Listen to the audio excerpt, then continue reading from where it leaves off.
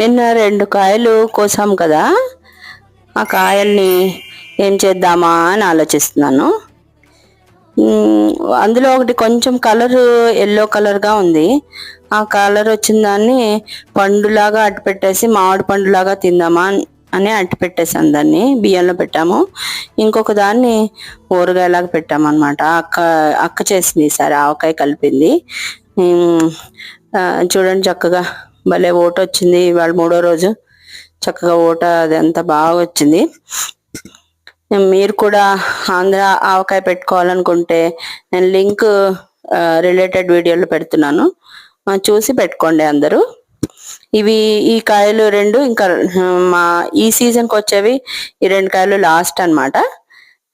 మా మామిడి చెట్టుకి లాస్ట్ కాయలతో ఈ 2 చేస్తున్నాం మేము.